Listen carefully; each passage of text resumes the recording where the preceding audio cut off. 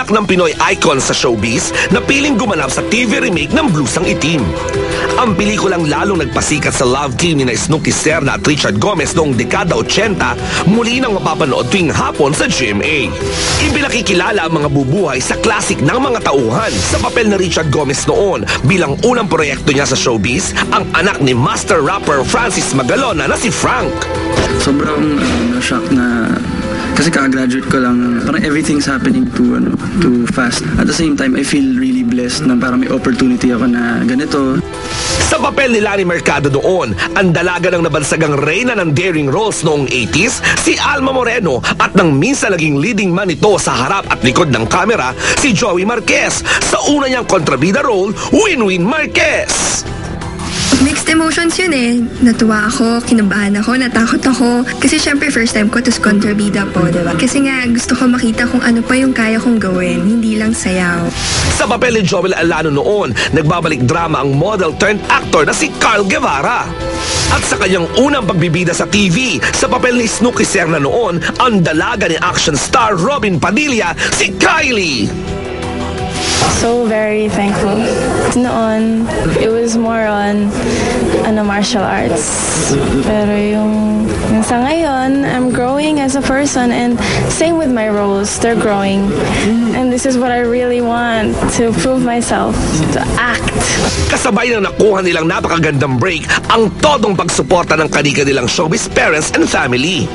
May talaga yung family niya na lagi nag-push na pwede siya sa showbiz din. He has the talent and now he's giving it a shot. Excited na kami makita kung ano yung mangyayari. Yun, talagang supportive siya, and I'm very thankful for having a supportive brother like him. Si mama po talaga kasi siya naman talaga yung nagbibigay ng lakas sa akin sa showbiz eh. Nung sinabi ko tuwang-tuwa din siya po actually nagko-coach sa akin, ganito magtalay, ganito, ganyan-ganyan. So makikinig lang po talaga ako. And my dad, sasabihin ko pa lang sa kanya, hints pa lang po. Pero I'm sure naman na alam niya na rin yun. And for sure si daddy, support naman yun talaga sa akin. Sa pag-aartista, okay lang kay Papa. And I spoke to my mom.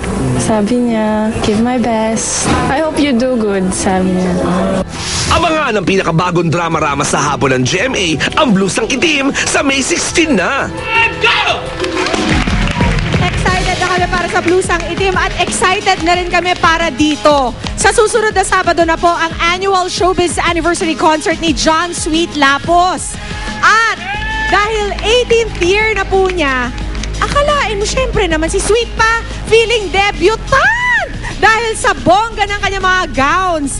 Ang tanong, sino or sino-sino kaya ang nag-design ng kanyang mga gowns? Kilalanin nga natin.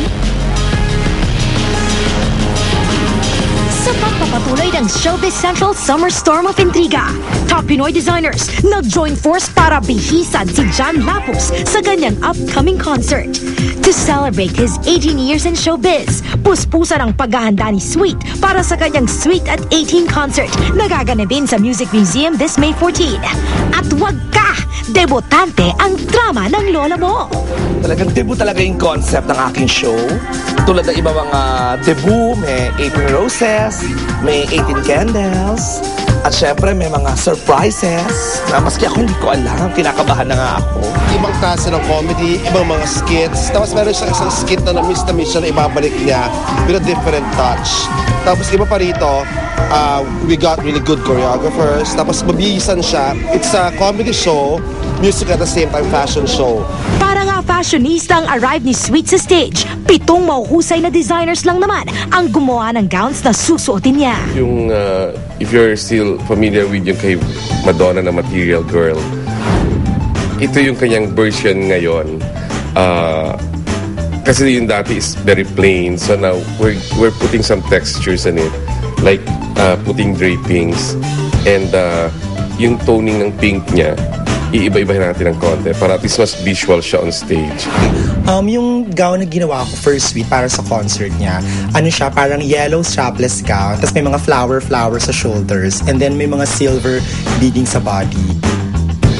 It's a combination of black and gold na kapag dinignan mo siya, it's a gownish, parang gownish style, di ba? Pero may drama siya. So, 2-in-1 ang mangyayari dyan.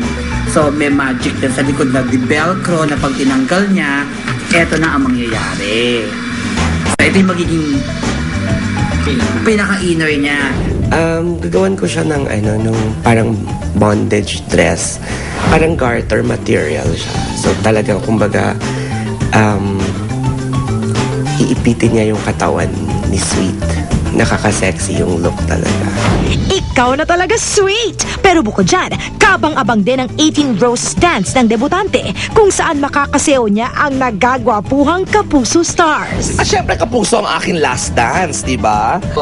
Kinikilig na ako. At syempre, si Papa Dennis Trillo, pwede naman sabihin, si Papa Dennis Trillo ang aking last dance. Sana abangan niyo dahil sigurado masusurpresa kayo din.